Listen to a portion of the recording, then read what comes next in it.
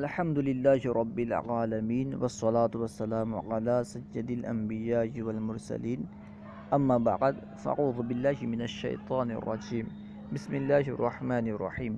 پڑھیے الصلاة والسلام علیک یا رسول اللہ وعلی آلک واصحابک یا حبیب اللہ۔ الصلاة والسلام علیک یا نبی اللہ وعلی آلک واصحابک یا نور اللہ۔ آج ہم عکس نقیص کے بارے میں پڑھیں گے۔ عکس نقیص کسے کہتے ہیں؟ قضیے کے صدق اور کیف کو باقی رکھتے ہوئے طرفین قضیہ کو پلٹ دینا، اسے کہتے ہیں عکس نقیص۔ یعنی اس طرح طرفین قضیہ کو پلٹ دینا کہ موضوع کی نقیص کی جگہ محمول کی نقیص آ جائے اور محمول کی نقیص کی جگہ موضوع کی نقیص چلی جائے، اسے کہیں گے عکس نقیص۔ تو آئیے ہم کتاب سے پڑھتے ہیں کہ عکس نقیص کسے کہتے ہیں اور عکس محصورات اربع کا عکس نقیص کیا آتا ہے، اس تعلق سے مثالوں کے ساتھ آئیے ہم کتاب سے پڑھتے ہیں۔ سبق نمبر 40 عکس نقیص۔ قضیے کے صدق اور کیف کو باقی رکھتے ہوئے طرفین قضیہ یعنی موضوع و محمول کی نقیص کو اس طرح پلٹ دینا کہ موضوع کی نقیص کی جگہ محمول کی نقیص اور محمول کی نقیص کی جگہ موضوع کی نقیص آ جائے۔ مثال دیکھیں، جیسے کل مؤمن متدین کا عکس نقیص کل لا متدین لا مؤمن ہے۔ دیکھیں، مومن کی نقیص کیا آئے گی؟ لا مومن، اور متدین کی نقیص لا متدین۔ تو پہلے یعنی عکس سے پہلے ہم صرف نقیص بنائیں گے تو کیا ہوگا؟ کل لا مومن لا متدین۔ پھر ہم لا متدین کو موضوع بنائیں گے اور لا مؤمن کو محمول بنائیں گے، تو اس طرح ہو جائے گا کہ کل لا متدین لا مؤمن۔ اس طرح کل انسان حیوان کا عکس نقیص کل لا حیوان لا انسان ہے۔ کل لا حیوان لا انسان ہے۔ یہاں سے محصورات اربع کا عکس نقیص کیا آتا ہے وہ بیان کرنے لگے ہیں۔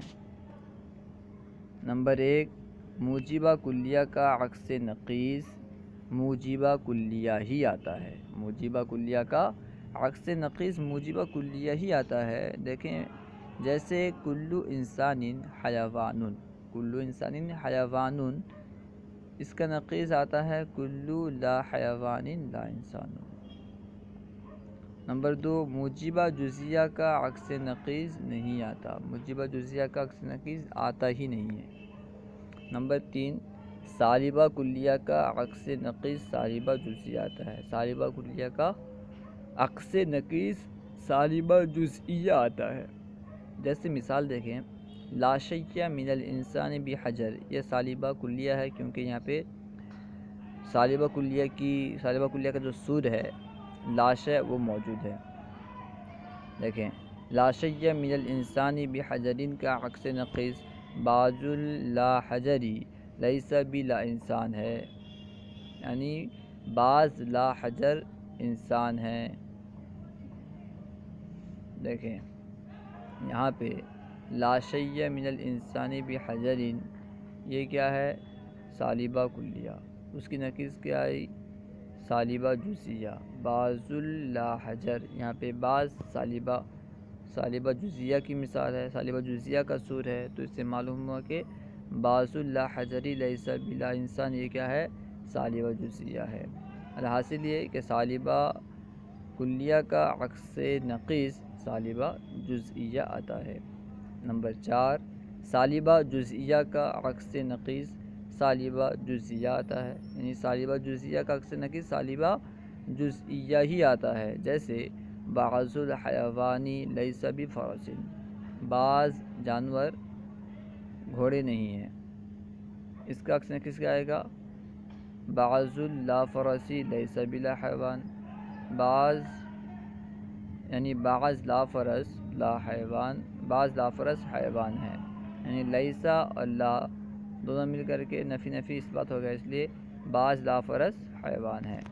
یہاں فائدہ بتلا رہے ہیں، موجبہ جزیہ کا عکس نقیض نہ آنے کی وجہ یہ ہے کہ موجبہ جزیہ کا عکس نقیض صرف اور صرف کیا آ سکتا ہے، موجبہ جزیہ ہی آ سکتا ہے۔ یعنی موجبہ جزیہ کا اگر عکس نقیض آئے گا تو کیا آئے گا، عکس نقیض موجبہ جزیہ ہی آئے گا، اور یہ ہر جگہ سچا نہیں ہوتا۔ یعنی موجبہ جزیہ کا عکس نقیض موجبہ جزیہ آئے تو یہ ہر جگہ سچا نہیں ہوتا، بلکہ بعض مقامات پر جھوٹا بھی ہوتا ہے۔